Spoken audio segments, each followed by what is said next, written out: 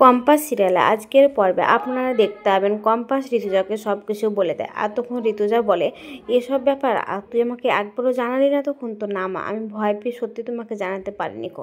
জানো মা, অখিলেশ স্যার এতটা ভয়ঙ্কর তা তুমি স্বপ্নের বাইরে। তুমি তোমার নিজের হাজবেন্ডকেও চিনো না মা, উনি কী করতে পারেন তা তুমি জানো না, সব কিছু করে দিতে পারে। জানো, আমার বাবাকে আমি দূর থেকে দেখেছি, আমি আবার কাছে কেউ দেখতে পেলাম না। জানো, গাল ভরা দাড়ি, উস্কো খুস্কো, মনে হচ্ছে যেন কিছু একটা খাওয়াইছে, একটা কীরকম মনে হয়েছিল দেখে, এতটাই খারাপ লাগছে। তখন ঋতুজা বলে, ঠিক আছে, আমি অখিলেশের নামে এফআইআর করবো, থানাতে গিয়ে কমপ্লেন জানাবো। তখন কম্পাস বলে, না মা, তুমি এটা ভুল করেও করো না।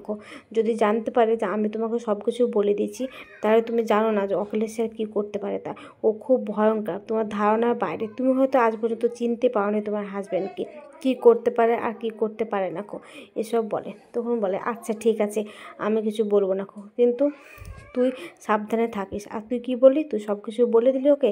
তাই বলে। তখন বলে দিইনি কিন্তু কী করবো বলো। এদিকে মুক্তি অখিলেশকে বলে যে, অখিলেশ তুমি জানো সব কিছু কিন্তু ঋতুজা আর কম্পাস জেনে গেছে। তখন অখিলেশ বলে, তুমি কী করে জানলে? তো হ্যাঁ, আমাকে এমনভাবে ওরা ইঙ্গিত দিয়ে কথা বলছিল, আমার কিন্তু সেটাই মনে হয়েছে। আর এই যে পাথরটা, এটা কিন্তু কম্পাসই সেদিনকে পেয়েছিল ল্যাবে মনে হয়, আর সেটা ঋতুজাকে দিয়েছে। আর ওরা চোখে চোখে রাখছে যে আমাদেরকে সামনাসামনি ফেরার জন্য, কিন্তু ধরতে পারছে না বলেই কিন্তু এখনও কিছু বলেনি, তাই হয়তো মুখটা বন্ধ করে আছে। তখন অখিলেশ বলে, তুমি চিন্তা করো না, কম্পাস আর তোমার আমার পিছনে লাগবে না, কারণ ও লাগার মতো আমি ওকে অবস্থাতে রাখিনি, ওর মুখটা আমি সবসময় বন্ধ করে দিয়েছি। এদিকে অভিজ্ঞান দত্ত অখিলেশকে ফোন করে, আর তখন অখিলেশ ফোনটা ধরে বলে, হ্যাঁ তোমার কথা মতো আমি সব কিছু করছি। আর তখন অখিলেশ অভিজ্ঞান দত্তকে বলে যে, সময় মতো আমি ঠিক জায়গাতে পৌঁছে দিয়েছি অভিজ্ঞান দত্তকে, আপনি চিন্তা করবেন না। আর হ্যাঁ, আমি কিন্তু সব কিছু বলে দিয়েছি যে কোথায় কী কাজ করবে। তাই তখন কম্পাসে নিজে বলল, হ্যাঁ একটা ল্যাব আছে, ওখানে কি ঋতুজা দিয়েছিল, ওই ল্যাবটাকে নিয়ে কাজ করবে। অন্যদিকে কম্পাস ঋতুজাকে বলে, জানো মা, আমি ওই ল্যাবটাতে ওদের কাজ করব বলেছি। তখন ঋতুজা বলে, তুই কি সব বলে দিয়েছিস? তখন বলে যে কি, না মা, আমি এতটাই পাগল, আমি কিছু বলিনি, আমি শুধু বলেছি আমি টুকটাক ল্যাবে কাজ করব, তাই মা আমাকে ওই ঘরটা দিয়েছিল, আমি এতটুকুই বলেছি। তখন ও বলে যে, আচ্ছা ঠিক আছে, তাহলে তুই ওখানেই কাজ শুরু কর। তখন বলে, হ্যাঁ আমি কাজ শুরু করব মা, কিন্তু হ্যাঁ ওদেরকে আমি কিছুতেই ওই জিনিসটা হাতে তুলে দেবো না, শেষ মুহূর্তে আমি আমার চালটা ঠিক ঘুরে নেবো, তুমি দেখো একবার। এদিকে অভিজ্ঞান দত্ত বলে যে, তুমি কী করে বলছো, এই কথাটা বিশ্বাস করছো যে ঋতুজা ওর কথাটা বিশ্বাস করবে? আর ঋতুজাকে যদি ও সব বলে দেয় ওর ল্যাবে কাজ করছে আর ওর ল্যাবটা ব্যবহার করছে, ও বুঝতে পারবে না? তখন বলেন, না আমি ওকে ঠিক করে বলে দিচ্ছি, ও কিন্তু ভয় পেয়ে গেছে। ওর বাবাই এখন আমাদের গুটিয়ার টোপ, ওর বাবার জন্য ও কাউকে কিচ্ছু বলবে না, যদি বলে তাহলে ওর বাবাকে শেষ করে দেবো, এটা বলেছে, আপনি একদম চিন্তা করবেন না। তখন অভিজ্ঞান দত্ত বলে, বাহ সুন্দর কিন্তু তুমি কাজটা করেছো, বলে ফোনটা কেটে দেয়। তখন অভিজ্ঞান দত্ত বলে, কম্পাস এবার তুমি কী করবে? তুমি এবার আমার হাতে পড়ে গেছো, এবার আমি যেভাবে তোমাকে চালাবো ঠিক সেভাবেই চলবে। এদিকে কম্পাস বসে ওর পায়ে ওষুধ লাগায়, আর ওর বাবার কথাটা বারবার মনে পড়ে, আর ওর বাবার কথাটা বারবার ও ভাবতে থাকে, আর মনে মনে বলে যে অখিলেশ স্যার এতটাই নিষ্ঠুর, অখিলেশ স্যার কী করে করতে পারলো এসবগুলো? একবার মনে হলো না খোঁজ মানুষটা কত বিপদে আছে। তা তুমি চিন্তা করো না বাবা, আমি ঠিক তোমাকে খুঁজে বের করব, তুমি কি আমাকে চিনতে পেরেছো বাবা? এসব বলে। ঠিক তখনই দরজায় এসে কে বাড়ি দেয়, আর তখন কম্পাস গিয়ে সে দরজাটা খোলে, আর দরজাটা খুললে দেখে যে ওখানে বিহান দাঁড়িয়ে আছে। আর তখন কম্পাস দরজাটা খুলে ভেতরের দিকে আসলে দেখে পা খুঁড়ে খুঁড়ে হাঁটছে। তখন বিহান পায়ের দিকে তাকায়, আর তখন বিহান বলে, বাহ আবার পায়ে লাগিয়েছো, কার সঙ্গে মারামারি করছিলে? কলেজ যাওয়ার নাম করে নিশ্চয় গুন্ডামিদের সাথে গুন্ডামি ফুন্ডামি করছিলে, আর নাহলে কী করে পায়ে লাগলো আমাকে বলো কিন্তু। তখন বলে, না না কিছু ধরে লাগেনি। তখন বিহান বলে, আবারও মিথ্যা কথা বলছো, এই কারণে তো তুমি আমার গাড়িতে উঠলে না, কলেজে যাবে না বলে নাকি? এসব বলে। তখন বলে, না একটু পায়ে লেগেছে, আমি পড়ে গিয়েছিলাম তাই, আর বাড়ির সামনে চলে এসেছিলাম বলে কাউকে ফোন করে জানানোর প্রয়োজন মনে করিনি, তাই আমি একা একাই চলে এসেছি। তখন বিহান বলে, তুমি একদম না মিথ্যা কথা বলবে না, চুপ করে থাকবে, বলে ওর দিকে হাতটা দিলে হেঁচকে উঠতে লাগে।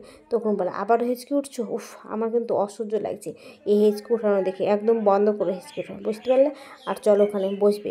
তখন বিহান কম্পাসকে জোর করে বসাতে গেলে বলে, না আমি ওখানে বসবো না। তখন বলে, কেন বসবে না? তো এমনি বসবো না, আমার ওষুধ লাগানো হয়ে গেছে। তখন ও জোর করে কম্পাসকে বসায়, আর যখন বসানো হয়ে যায় তখন ও ওষুধটা লাগায়।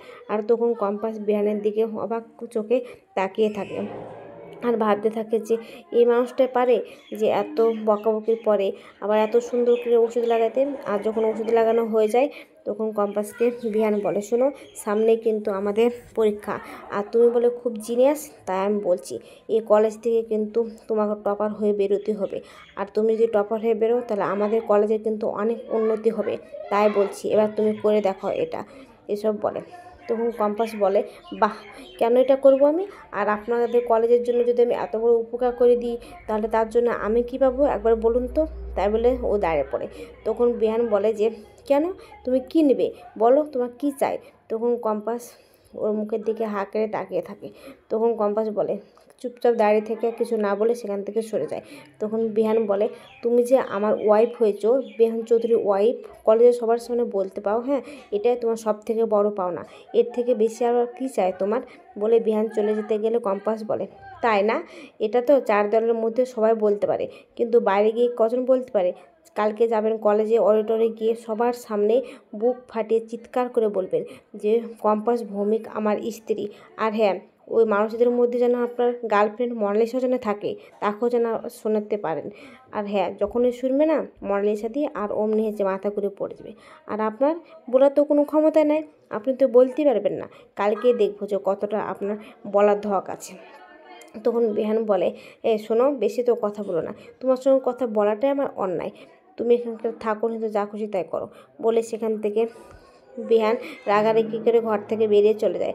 আর তখন কম্পাস ওখানকে ঘুরে মনে মনে হাসতে থাকে, আর হাসে, আর বলে, যা হোক, যা করেছে ঠিকই করেছে। অন্যদিকে দেখা যাবে যে কম্পাস পরের দিন সকালে কলেজে চলে গেছে।